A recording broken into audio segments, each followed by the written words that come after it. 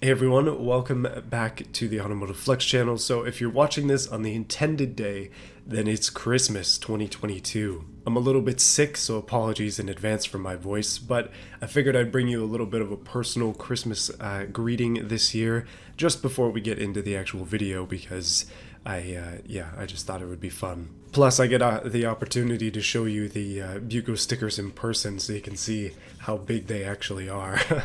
But I just wanted to take this opportunity to say thank you for sticking it out with me this year. The year is not quite over yet. If it's Christmas, then we still have another 6 days left, so something to look forward to, and I will have at least one more video this year. I'm hoping to do what I always do, where I put out something on the 31st and then something on the 1st as well to kick off the new year, so look forward to that. The Bugo stickers are still for sale. I have quite a few left, actually. This many.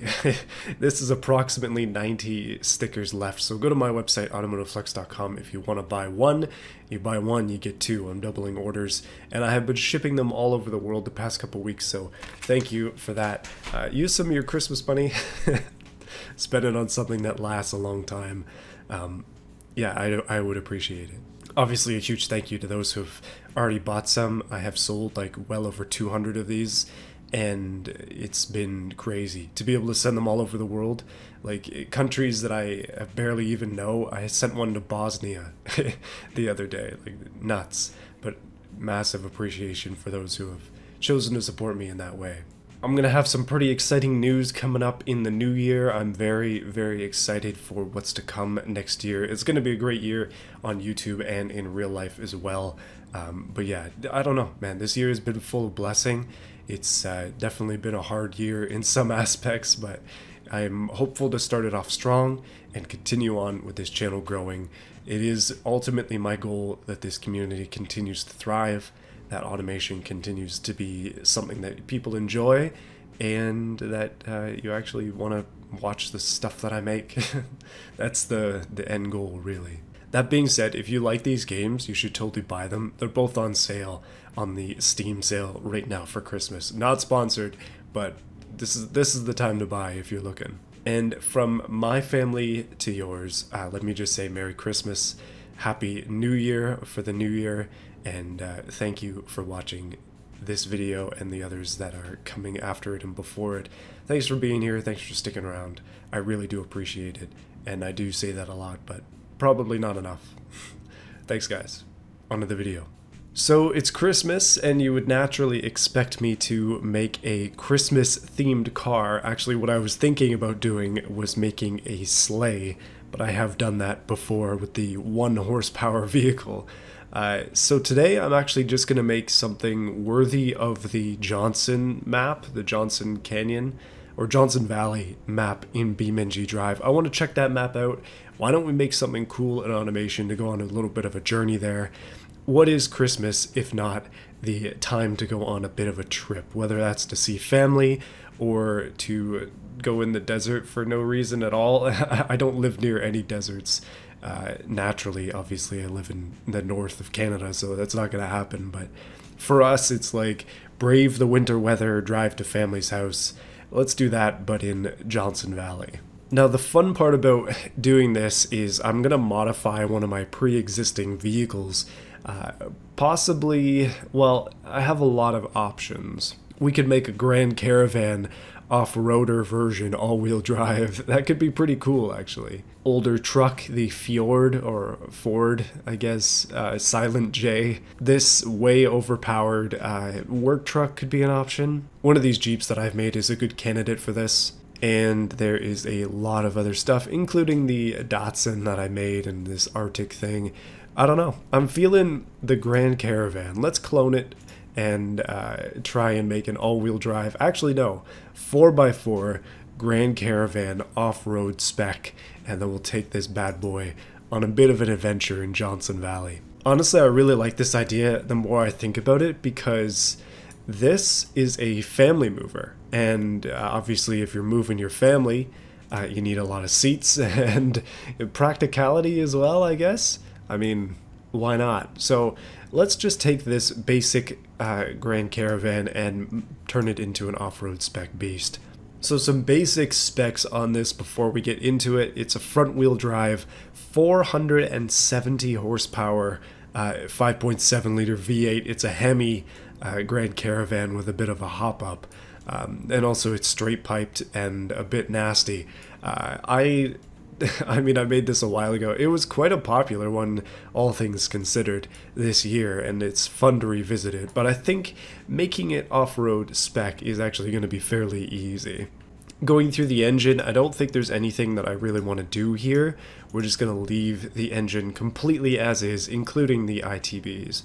Okay, so I've gone ahead and fixed some of the stuff that was wrong with it. One of the things being that the exhaust was sticking out the back. And now the bottom side of the van is all plastic and black. I'm going to go ahead and change this to also match that, just because I feel like that's a good thing for sort of an off-road spec vehicle, to have plastic on the bottom because it's easy to fix. Well, I mean, it'll show scratches, but it's fine. It's more of a low-spec van now. I'm kind of going for a Ram Rebel look. Hopefully that kind of sorts itself out here. One of the things that needs to be changed, though, is these wheels. That ain't gonna work. First thing we can do, though, is go for chunky off-road tires. Probably overkill for this, but I think it's kind of fun. Then I'm going to increase the size of those tires to their maximum size, which is 780 at least in this. We'll give it a bit of offset, pretty much as much offset as we can. It's almost an overland build now. This is actually within the realm of realism. Now, Johnson Valley is all sand, pretty much. We don't need a rock crawler, but we do need some wide tires to be able to get through that sand a little bit easier and just have grip on it at all, basically. So I think I'm going to do 245s, still with the 17s, and chunky off-road tires. That should be decent enough for a vehicle of this size. Not much has changed so far, but it's the subtle things that make a difference off-road. I'm just going to go for some basic utility steel wheels because I think those are cool. And I have discovered a bit of a problem. It will not let me go four-wheel drive because the engine is too large. Oh no. Well, it looks like our Hemi is not going to be able to run the way I want it to. I thought I'd be able to at least do front-wheel drive, or all-wheel drive, I mean, but unfortunately it won't even let me do that. Bye-bye to our 5.7. Unfortunate days here. Let's go for a 90-degree V6. Oof. A bit of a drop in power. I'm going to go for an exactly 4-liter push rod. Actually, no. We'll update it a little bit so it's overhead cam.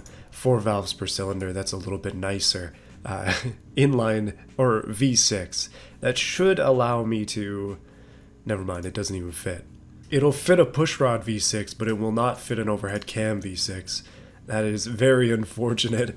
Okay, well, I'm going to stick with this, and then we'll drop down until she fits. Okay, I was just thinking about something, and going through this, unfortunately, even dropping it down to a 3-liter V6, which is small, basically, compared to what we had before at a 5.7, we still can't get any different type of drive type. No rear-wheel drive or anything fancy like that. I think it might be the rear suspension. So I'm going to go back to the car model itself, back to the chassis. We're going to get rid of torsion beam, and we're going to go double wishbone on the back. And I think that should let us do what I want to be able to do. I know it's not right for this vehicle to have double wishbone, but we hopefully can get four-wheel drive by switching. It doesn't say that in the tooltip. Okay, so we do have all-wheel drive now as an option, so that's a good thing. I guess it was the rear suspension that was screwing it up. I'm wondering now if we just completely switch it over to like Leafs or something, if we can get it to be full, true four-wheel drive. Okay, we're going coils and coils with a front transverse engine. This is definitely a big change from the regular Caravan now. I'm a bit of an idiot because I didn't see that longitudinal is the only way to get 4x4, which is strange, considering... I think there are some transverse true four-wheel drive vehicles. I'm thinking specifically of those like Japanese minivans that are four-wheel drive, but also transverse inline 4s or 3s. They're very low-powered vehicles, but I guess automation doesn't do that. We're going to have to switch to a longitudinal engine to get true 4x4, so I guess all-wheel drive it is. By the way, with coils, we have a significant height increase. That is massive. But what I'm going to do is, because we can't get four-wheel drive anyways, we're going to have to stay with the all-wheel drive, and I will go down to a double wishbone on both. Or McPherson strut and double wishbone probably is fine. As for the engine, I've put the Hemi back in, and I think we should be able to keep the four-wheel drive. Yeah, okay, so the rear suspension was what was making the difference all along. Why did it take me 10 minutes to figure that out? Anyways, all-wheel drive it is, boys.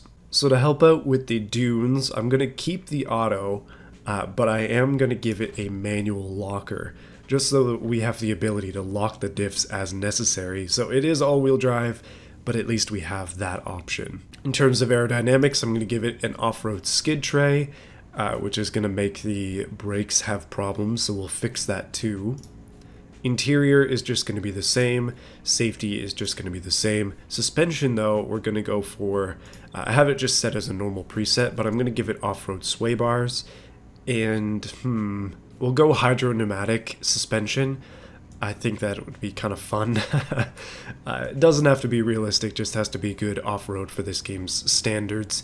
And I think that that should help with the overall aesthetic of this. But having it here at this ride height I think is perfect. It's a little taller than stock, but not a giant, and it definitely looks the part. So, let's get to some aesthetic changes. First of all, I'm going to pull the fenders out a little bit, just to give it a bit more off-road presence. The lights are completely screwed by that. Hold on a sec. There you go, buddy. Back in business. Back in position. But slightly widened off-road fenders allows us to go back to the wheels and give it more offset, because offset is cool. And yeah, we may as well fill in these gaps. That is a wide minivan. Width off-road is great for stability, but it can be a double-edged sword, because if you're too wide for an obstacle, then you're probably going to be forced to take it in an inefficient manner, and that's likely to screw you up, especially if you're going for speed. This front lip can go. I don't think we need that for this sort of off-road spec, but I am going to give it a very visible under tray here to try and sort of blend that in a little bit. Let's have some fun with this. I'm going to take the center grille here and just kind of overwrite it with a translucent little piece that I'm going to put on. I'm just putting it translucent for now. I might end up adjusting that, because this is going to be where I put the winch. Yes, sirs and madams, although very few madams on this channel. I think it's 97% guys here. I can see why. I'm pretty sure it's just guys who are interested in hopped up minivans. But yes, that is a winch inside of a Grand Caravan. World first here. Okay, we definitely need a snorkel. That is such a great idea. I'm just going to stick one of these right on here. Something like that. Oh yeah, no, it's perfect. Now, one of the great debates in my head is whether or not we should go full overland with this.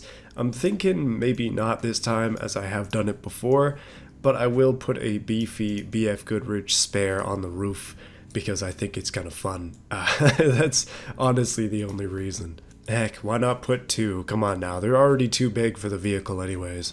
Oh, ski box, come on. Those things are cool. Anyway, roof racks are always an option, as I suggested before, but this time we'll take it a little easier and not put one of those on. Instead, I'm going to do rock sliders. This is already getting too much. As I'm going a little bit nuts with the off-road mods, I haven't touched the back yet, so we gotta do something there. But first things first, we gotta do something about the lights. We need some off-road spec stuff here. Okay, I have them mirrored, and I don't like the way that it looks, so I'm going to do this. Take that one away, just line this up roughly, and then unmirror. There you go, that's good enough. Okay, I think that's it for just visual treatment. It basically just has, I mean, the only thing I did to the back was I added a trailer hitch. That's really all we need. Everything else looks fine. It looks like a mild off-road vehicle. This is something that you might encounter in the desert, except for the fact that it's a minivan. And the snorkel is completely unnecessary in the desert, but I mean, whatever. You know, actually, something that would be necessary, and we could cover up these big holes in the top. Before I go too far, let's put some desert recovery stuff on there, because again, it's a desert, so I need to keep that in mind. We gotta prep for the actual environment, not just generic overland nonsense. set of these things. I believe they're called Max Tracks, something like that. That's probably just a brand name that makes them. We need some of those in the desert, so I'm just going to stack them on top of the tires, further raising our center of gravity and also making this thing even more unstable, which is perfect. Okay, the last thing we need to do before I get too deep into this other stuff, because yeah, it kind of seems like our top speed in that have likely been changed. And the brakes are having problems too. But we need to add some sort of decals to this, because that's just what it needs to have. There's got to be some off-road stuff in here that I can use. Yes, yes, yes. Oh my goodness. No, okay, no, no, no, no. Goodbye. Okay, so it has gained a ton of weight. It's 2,440 kilos. I believe we've gained like 400 kilos. That's a lot. All-wheel drive obviously adds weight, and some of these big tires and stuff do too. I also made these rims out of steel instead of aluminum. So yeah, we'll see. I decided to do a little bit more of a black band down the side, which I think looks really cool. It's kind of artifacting a little bit. It doesn't like where it is at the moment, but I tried to blend it in the best that I could reasonably, and you can see how well that went. There's some holes in the body. But now it says off-road on the side. It was going to say Porsche because it's a Porsche font, but yeah, it says off-road instead. Now you know for sure that this thing is off-road oriented. I think it's time that we tried it out on Johnson Valley. It's going to be a lot of fun out there in the desert, and I'm excited to see how it goes. So let's do it. So this is Johnson Valley, and this is the Bodge minivan. You'll notice that the rear license plate likes to flap around a little bit. I probably should have fixed that, but I think the nameplate on it is, it makes a lot of sense. It says California on there. The only time I've ever actually seen desert was when I went to California, although that was briefly, just on a bit of a vacation down there. A number of years ago, my grandpa, my brothers and I took a Mini Cooper to the sand dunes, and then obviously we couldn't go very far with a Mini Cooper, so we just walked around and watched people do their motorsport stuff, which was pretty darn cool, and I wish I could have been a part of that, but yeah, we didn't want to rent anything. Sand is a completely different biome from what I'm used to. It's like walking into a different area in Minecraft. You go from the snow area to the tropics. That's pretty much what it's like for me. But this is the Johnson Valley map. We have just hit a traffic jam.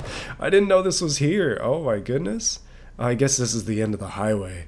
Oh, that's really funny actually. So this is how they chose to block it off. I guess you could probably still go for a little bit if you have a narrow vehicle, but you're bound to hit an invisible wall down there. But let's talk about the van. So you'll probably notice I'm running Sport Mode ESC. That's what that little yellow bar, wow, is down there.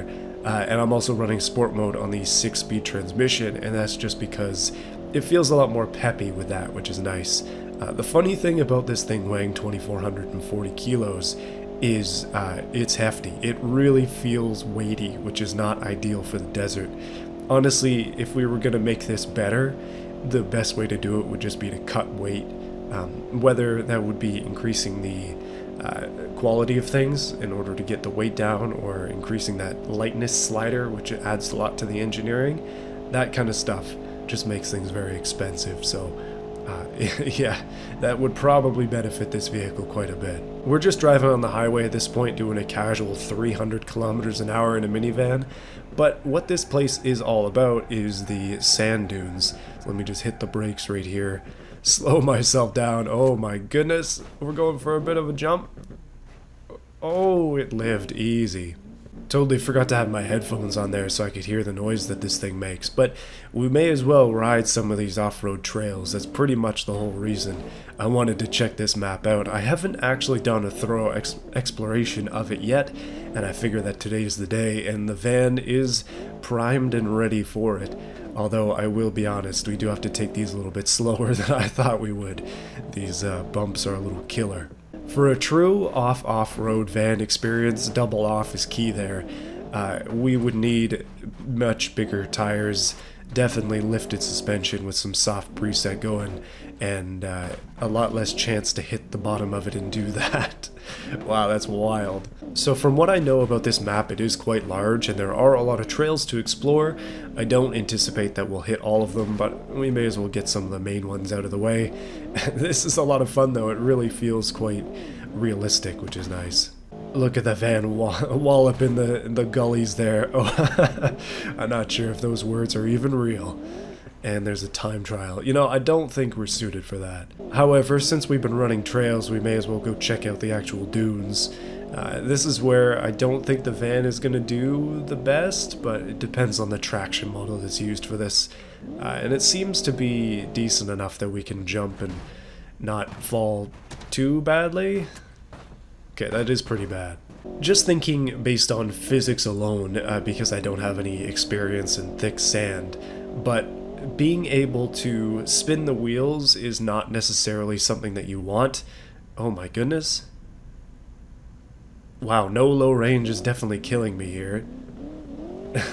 Come on, come on. As I'm talking about spinning the wheels, I'm spinning the wheels. I'm going in off-road mode on the ESC. Hopefully that'll help me out.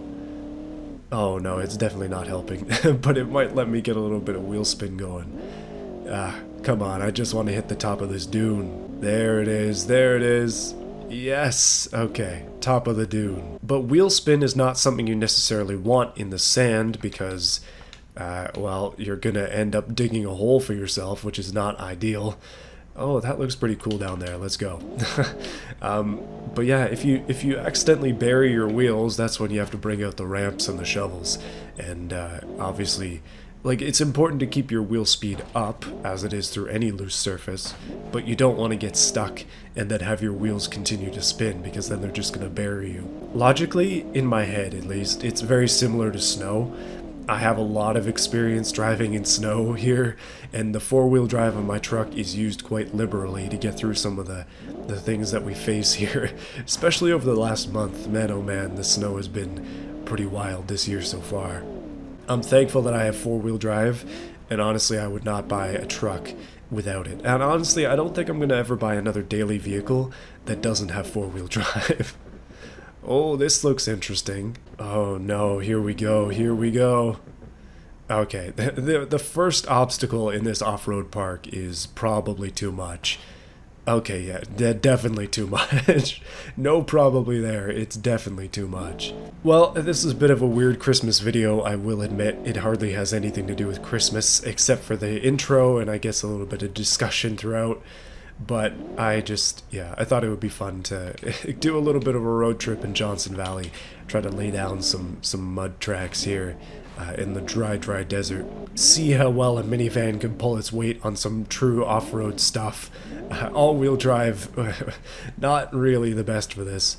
I guess we can lock all the diffs and just see if she crawls it.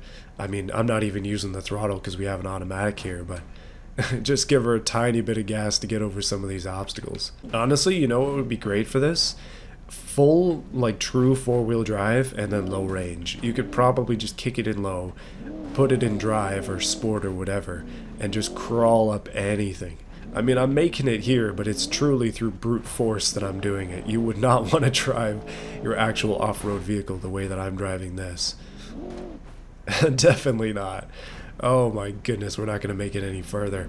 I literally lost a wheel. Well, that basically says everything we need to know. But yeah, I may as well try to wrap things up now. Thank you for watching this video. I hope that you have enjoyed it. I hope that you've enjoyed all the videos this year, and if you really want to, and you got some time this Christmas break, you may as well go check out your favorites again. I actually really enjoy watching some of my old stuff because it's just kind of cool to see where I've come from. And while my voice in this video might be a little grating, I apologize. I hope that it's still decent enough for you to get all the way through. And if you're hearing this message, it's a definite Merry Christmas to you. So from the Bugo boys, that would be basically me and the entire Discord crew, and also my family, which is, yeah, I got some more details coming up next year about some cool stuff. Don't want to give too much away just in case, you never know, but I don't know, man. It's going to be a great year next year. I'm very excited, and I'm hopeful that over the course of the next however long it takes to to get some more videos out, that you'll still be sticking around. As you could probably guess, I was looking for a way to crawl up this mountain, but I think I might have found a decenter way to do it, and yes, I'm making up words as I go. Decenter is a new one. Flat tire on the front, that's just more traction, boys, don't worry about it. Rims are replaceable. Let's go for it. Up. Up. Come on. Oh yeah, I should mention, I got all the bits for my go-kart for the second channel stuff, so... Oh, I failed. No! Yeah, I'll be upgrading that go-kart sooner than later, and hopefully we can get that thing moving. But until then, guys, I will see you again soon. More videos coming up in this year and also the new year. Yeah, I'm excited. I'm excited to see where things go. Automation is getting better every day. Same thing with BeamNG, just more cool stuff being added, more stuff to explore. But I'll see you again soon. Thanks for watching. So, just a big thank you to those who have chosen to support this channel via the join button. We have Overlord, QT Bear, Terry01, J Pope, Davis Heister, The German Dude, Sinlab, Badger, Baja Blast, Trevor Cousin, Goofy Plays, Phoenix Shark, Order of the Valiant, and Nat64. I'm gonna go get some tea and try to soothe my throat. I'll see you guys again next time.